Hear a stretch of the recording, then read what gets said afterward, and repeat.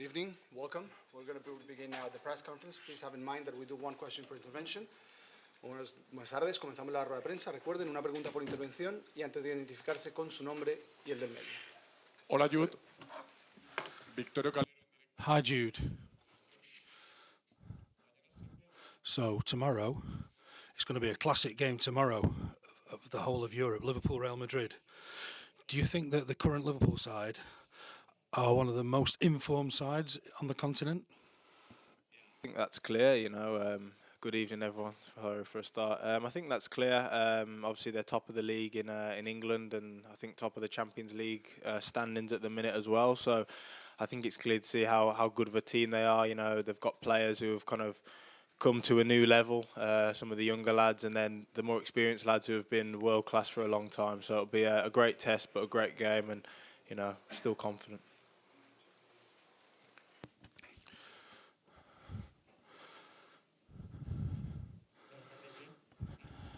Hi. What would Bellingham say? They're saying Real Madrid, with all their injuries, they're going to be conceding quite a few goals and struggling tomorrow because of all the injuries and players out. Yeah, that's what you guys might be saying. Inside our dressing room, inside our bus, everything, we're confident. You know, we've had injuries before and we've managed to pull through. You know, I have complete trust and complete faith in the squad that we have. All the players can make an impact, whether it's from the starting 11 or from the bench. And yeah, historically, whenever players have had to come in, they've always performed really well. So no worries about that whatsoever. Hola, Jude. Darío Araujo.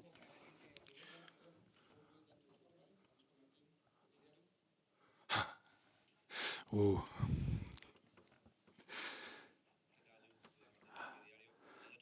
The other day, the Leganés game, that was probably your best performance of the season.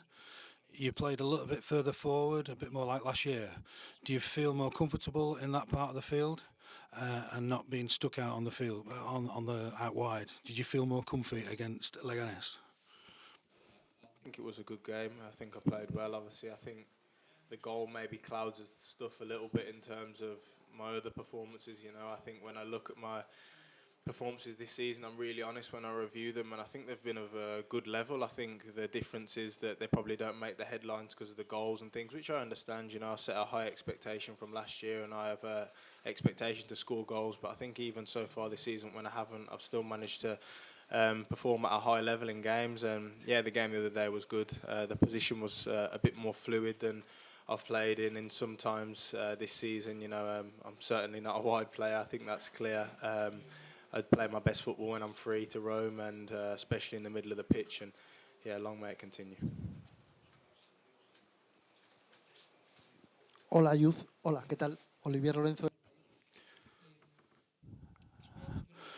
You've played in a few different roles this season, different places on the field, positions. How have you experienced that, and how are you settling into this new Real Madrid since the arrival of Kylian Mbappe? How have you seen things yourself during this settling-in period for the new players? Yeah, it's been like any kind of adaptation to a team. Players have left, great players have joined, and you know it changes the dynamic slightly of how maybe we want to play or the formations we'll be playing, and the positions of certain players. I've always shown that I can play in multiple positions because of my skill set, and you know, I'm happy to sacrifice for the team when it's needed. I think it's clear where I prefer to play, but I still don't mind in terms of whatever the manager wants me to do. I don't think the arrival of any player, Kylian, for example, in your question, has affected that at all. You know, we set up to try and beat the opposition. I'm put in a position that the manager believes is the best position for me in whatever game to have an impact on that game. I think Kylian's been absolutely great coming in. You know, I think he gets a lot of criticism, and it's a bit over the top for me. I think if you look at what he's contributed so far, it's really good, and it's scary because I see him every day in training, and I know he's only going to get better. In terms of him coming, I don't think that's been the reason why I've changed positions. You know, like you said, we've had a lot of injuries as well, and things you got to adapt to in a game and in a club and in a team. Jude, kind of follows on from the chat about yourself at the moment, because obviously after the game against Ireland, you put out that you'd got your smile back in an England shirt and you're very grateful. When and why did you lose that smile? And was it purely at international level, or was it to do with club form as well? No. I think, like I said, when I've reviewed the games, I felt like my form has been okay. Well, pretty good, to be honest. I just haven't been scoring goals, and that's not the reason why.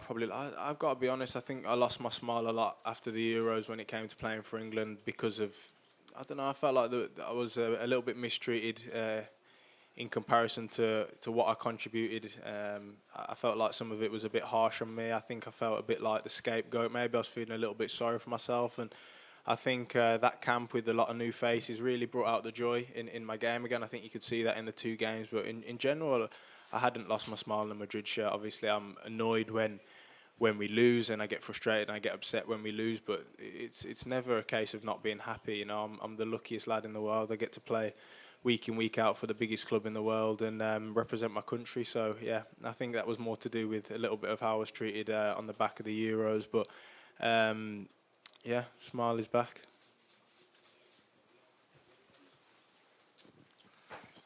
Hola, Jude. I wanted to ask you, one of your teammates in the national side and a friend of yours, Trent Alexander-Arnold, would you like to play alongside him in the next season?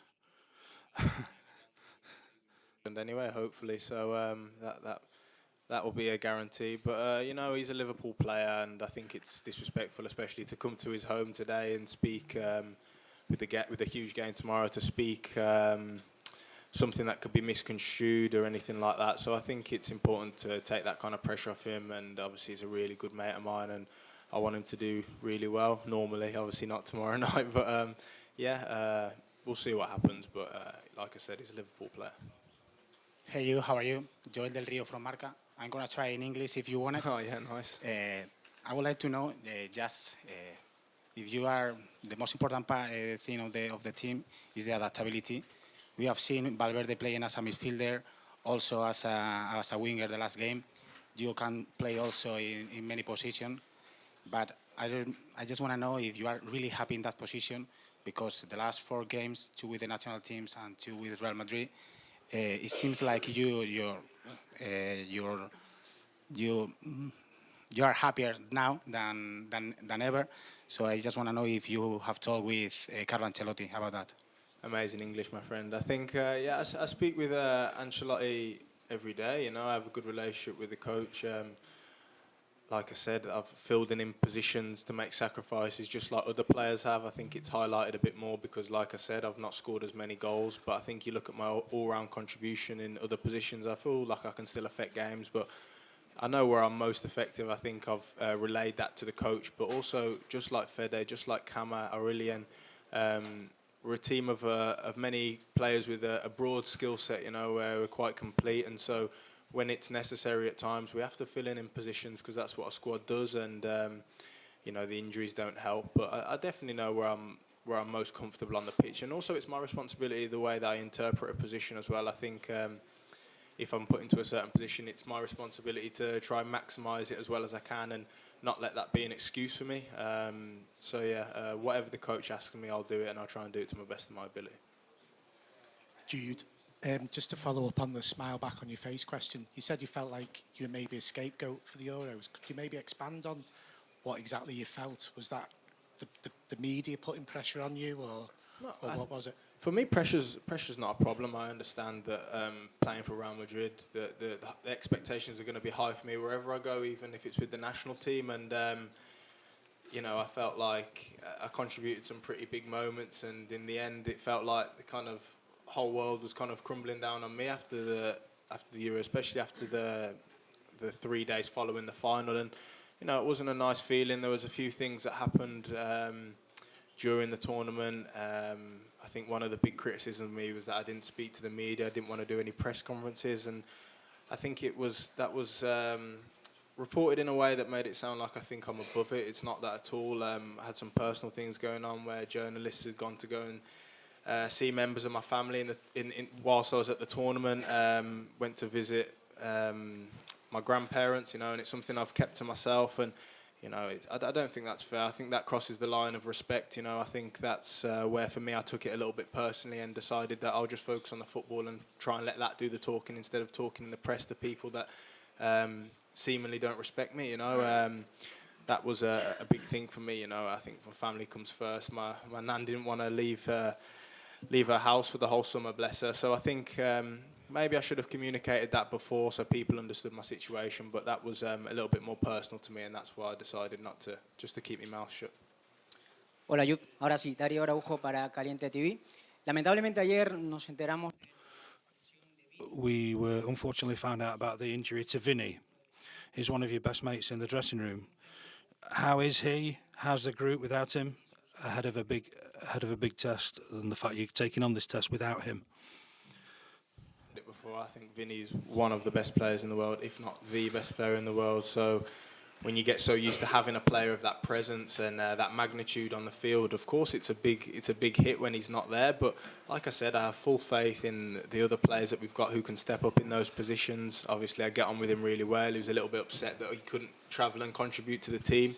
Like he has done on so many big nights for us, but it's our responsibility now as players to each take more responsibility and step up in his absence. Jude, aquí José Padilla, defensa central. Hace un tiempo se habló. There was talk a while ago that Bellingham might sign for Liverpool, and in the end you decided to sign for Real Madrid. So was there talk? Did you ever hear any talk about going to Liverpool a while back? You know, I had conversations with a few clubs on leaving Borussia Dortmund. I made that decision. Then they gave me permission to speak to a few clubs. And, you know, one thing I have to say is all the clubs that I spoke to were very respectful of me and my family, which for me is a huge value and something that I really respected. So I don't want to say anything that sounds disrespectful to them. But, you know, when Real Madrid come knocking on the door, you know, it shakes the whole house, and it's one that you can't, it's hard not to open and accept. So I think, like I've said before, it's not a fact, it's not a matter of the other teams weren't good or they were bad when I spoke to them. It's just that Real Madrid are on a different level. Hola, Jude. ¿Qué tal? Juanma Sánchez de... Hi, Juanma Sánchez, Radio Nacional. Congratulations on being the best player in the league last year. Goals aren't the most important thing. Ancelotti has also said that we're not as demanding of you in scoring goals because we've got Mbappe to score as well.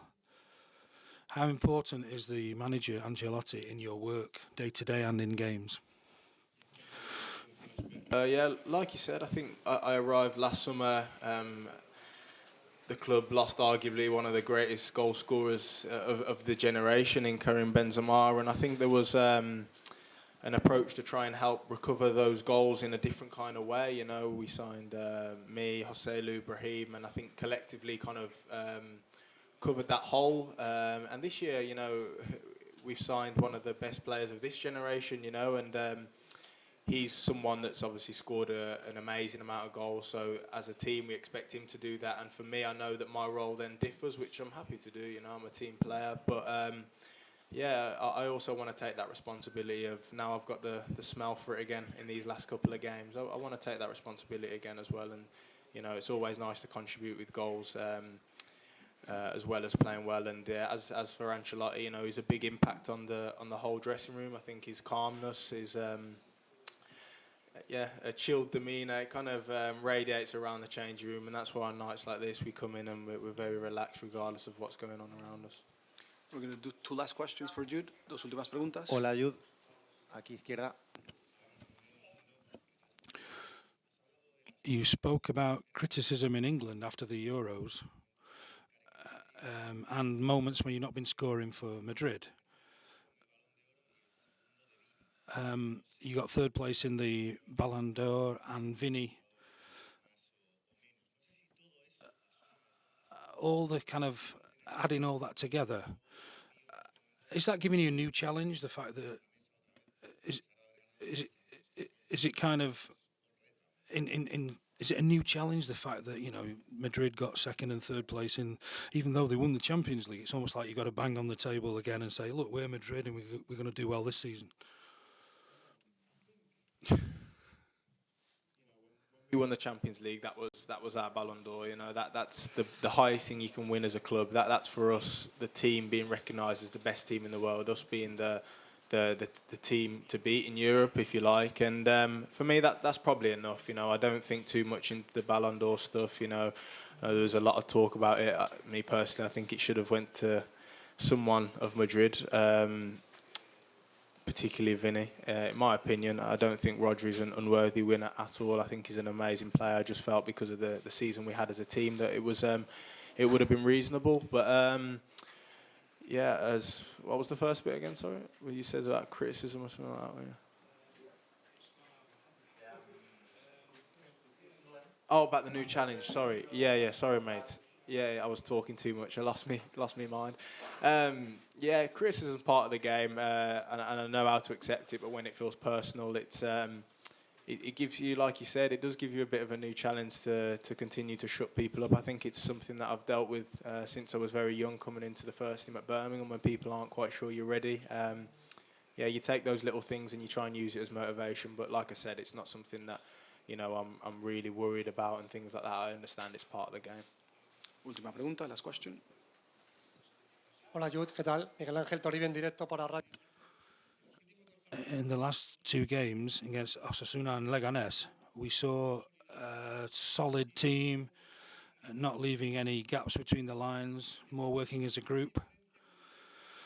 Why do you think that's been a difference in respect of other games, in comparison to other games? Has it been a change of attitude or a change of tactic? Tough moment as a team in football. I think it forces you to have those honest conversations about what you're not doing well enough. And I think one of our problems, maybe we weren't doing the foundational things as well as we possibly could. And I think in these last two games, what I've really been impressed by as a team is that attention to detail of the small things, you know. And we'll always have players that can win us games and things like that. But I think that attention to detail on having the right attitude with and without the ball is what's really taken us to that next level in these two games. And yeah, it'll be important to show tomorrow night as well. They're a huge team, obviously a massive game, and you know it's the bare minimum, I think, for us to show our fans here at Anfield that we can put on a right face and we can get a result. Thank you very much. Gracias. Thank you all. Have a good evening. Thank you very much, mate.